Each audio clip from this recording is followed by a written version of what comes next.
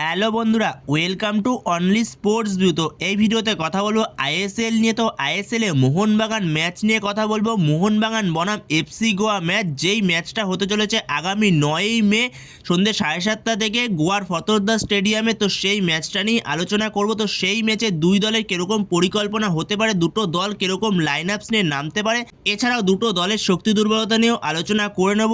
এছাড়াও এই ম্যাচের আগে পয়েন্টস টেবিলটা কীরকম অবস্থায় রয়েছে তো সেটাও আমরা একটু দেখে নেব। এর পাশাপাশি কোন দল এই ম্যাচটা জেতার সম্ভাবনা বেশি, তো সেই বিষয় নিয়েও আলোচনা করে নেব। তো ভিডিওটি সবাই শেষ পর্যন্ত দেখতে থাকো, আর চ্যানেলে নতুন হয়ে থাকলে চ্যানেলটি সাবস্ক্রাইব করে পাশে থাকা বেল আইকনটি অন করে পাশে থেকো। তো আগামী 9ই মে সন্ধ্যে 7:30 থেকে গোয়ার ফতোরদা স্টেডিয়াম থেকে মুখোমুখি হবে এফসি গোয়া ভার্সেস মোহনবাগান, যেখানে এই ম্যাচের আগে দুটো টিম রয়েছে পয়েন্টস টেবিলের। মোহনবাগান রয়েছে পয়েন্টস টেবিলের 3 নম্বরে, যেখানে মোহনবাগান 9 ম্যাচে মোহনবাগানের পয়েন্ট হলো 20। এছাড়া এফসি গোয়া তারা রয়েছে 11 ম্যাচে 19 পয়েন্টে, যেখানে এফসি গোয়ার কাছে এই ম্যাচটা ডু অর ডাই ম্যাচ। যদি এফসি গোয়াকে এখনও লিগ টাইটেলের জন্য টিকে থাকতে হয় তো সেই ক্ষেত্রে এই ম্যাচটা এফসি গোয়াকে জিততেই হবে। আর যদি এই ম্যাচটা এফসি গোয়া হেরে যায় তাহলে এফসি গোয়ার টাইটেল রেস এখানেই শেষ হয়ে যাবে। আর কোনো রকমে এফসি গোয়া পৌঁছাতে পারবে না লিগ টাইটেলের জন্য এই মরশুমে, মানে আইএসএল জিততে পারবে না। তো সেখানে সবথেকে বেশি এখন পয়েন্টস টেবিলে অ্যাডভান্স পজিশনে রয়েছে সেটা হলো মোহনবাগান, যেখানে মোহনবাগান 9 ম্যাচে মোহনবাগানের পয়েন্ট হলো 20। আর উল্টো দিকে পয়েন্টস টেবিলের 1 নম্বরে রয়েছে ইস্টবেঙ্গল, কলকাতারই আরেক ক্লাব ইস্টবেঙ্গল, তারা রয়েছে পয়েন্টস টেবিলের 1 নম্বরে, যেখানে ইস্টবেঙ্গল 10 ম্যাচে পয়েন্ট হলো তাদের 21। তো সেখানে মোহনবাগানের কাছে পড়ে রয়েছে আর 4টে ম্যাচ। তো মোহনবাগান 4 ম্যাচে যদি 4টেই জয় পায় তো সেক্ষেত্রে মোহনবাগানের পয়েন্ট হবে 32। আর উল্টো দিকে রয়েছে ইস্টবেঙ্গল, যারা 1 নম্বরে রয়েছে, তাদের পয়েন্ট হবে হাইয়েস্ট 30। যদি প্লাস 3টে ম্যাচ তারা জিততে পারে তো তাদের পয়েন্ট হাইয়েস্ট হবে 30। তো সেখানে যদি পয়েন্টস টেবিলটা দেখা যায় তো সেখানে সবথেকে অ্যাডভান্স পজিশনে রয়েছে মোহনবাগানই এখনও পর্যন্ত। তো সেখানে খুবই হাড্ডাহাড্ডি একটা লড়াই জমে গেছে আইএসএল এর পয়েন্টস টেবিলে, যেখানে প্রত্যেকটা টিমই 21, 20, 19 পয়েন্টে সব দাঁড়িয়ে রয়েছে। তো দারুণ পয়েন্টস টেবিলটা জমে গেছে বর্তমান সময় আইএসএল এর এই মরশুমে। তো সেখানে যত সম্ভব মনে হচ্ছে আইএসএলটা এই মরশুমে জেতারা ডিসাইড করছে ডার্বির ওপর। লাস্ট যে ডার্বিটা হবে, যেটা ইস্টবেঙ্গল মোহনবাগান লাস্ট ডার্বি ম্যাচটা হবে, তো সেই ডার্বির ওপরই নির্ভর করবে যে কোন টিম জিতবে আইএসএল এই মরশুমে। যেখানে কলকাতার দুটো ক্লাবই বর্তমান সময় দারুণ পজিশনে রয়েছে, তো সেখানে হয়তো ডার্বিটাই ডিসাইড করবে কোন দল এই মরশুমে আইএসএল জিতবে শেষ পর্যন্ত গিয়ে। তো সেখানে যদি এই এফসি গোয়া ভার্সেস মোহনবাগান ম্যাচটা কোন টিম জিততে পারে তো সেখানে দুটো টিমের কাছেই 50-50 চান্স। এই ম্যাচটা কোনো টিমকেই এগিয়ে রাখা যাবে না, যেখানে দুটো টিমই অনেক দিন পরে মাঠে ফিরছে। মোহনবাগান একটা লম্বা গ্যাপ পেয়েছিল, তো সেই গ্যাপের পরে মোহনবাগান আবারও মাঠে ফিরছে। এছাড়া এফসি গোয়ারও একটা ছোট্ট গ্যাপ ছিল, তো তারপরে তারা মাঠে ফিরছে।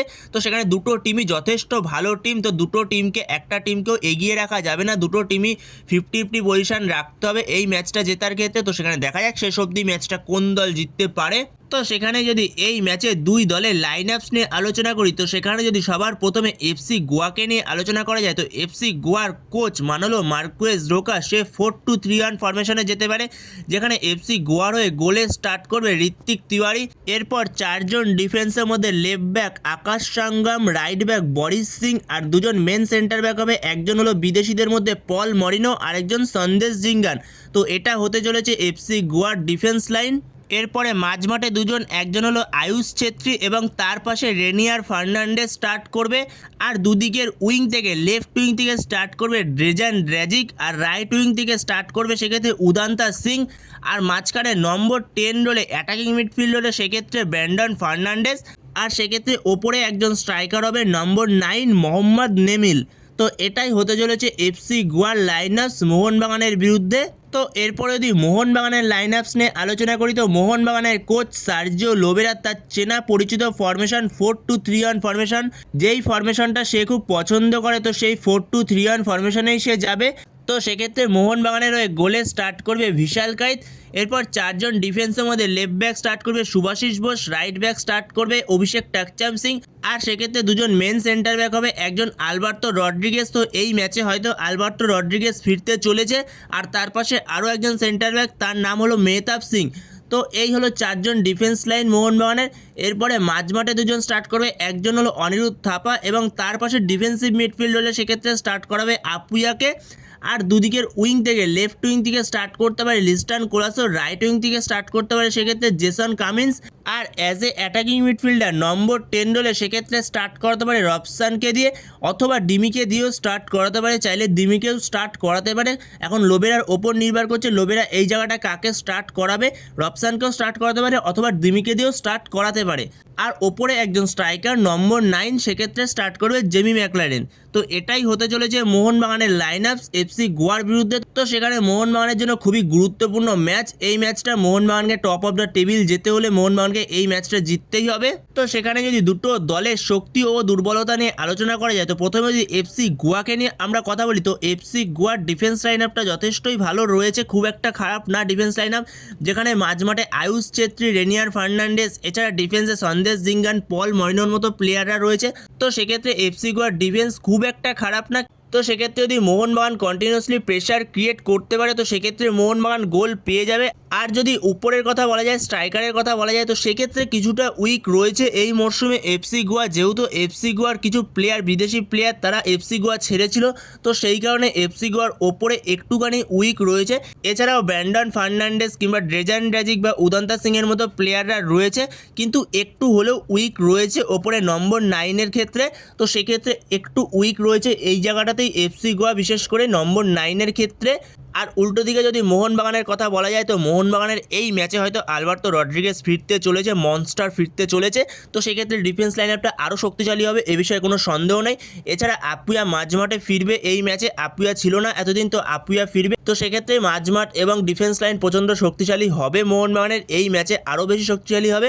তো সেক্ষেত্রে মোহনবাগানের সেরকম কোনো উইক পয়েন্ট নেই, কিন্তু মোহনবাগানের উইক পয়েন্ট হলো মোহনবাগান প্রচুর চান্স ক্রিয়েট করে ফিনিশ করতে পারছে না। তো সেই ফিনিশগুলোকে মোহনবাগানকে প্রপারলি করতে হবে, না হলে যে কোনো সময় ম্যাচ থেকে পয়েন্ট মিস করতে পারে। তো সেক্ষেত্রে প্রপারলি ফিনিশগুলোকে করতে হবে, যেরকম তুমি চান্স ক্রিয়েট করছো তো সেই চান্সগুলোকে তোমাকে ফিনিশ করতে হবে গোলে গিয়ে।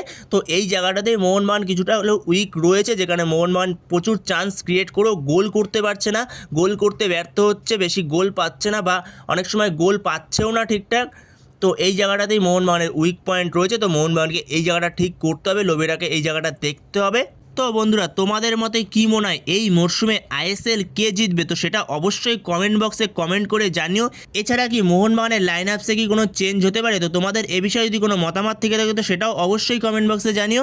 তো এই ভিডিওতে এই পর্যন্তই। তো এই ভিডিওতে এই আপডেটগুলো নিয়ে আলোচনা করার ছিল। তো ভিডিওটি ভালো লাগলে অবশ্যই লাইক, শেয়ার, সাবস্ক্রাইব করতে ভুলো না। তো নেক্সট ভিডিওতে দেখা হচ্ছে, ততক্ষণের জন্য বাই বাই।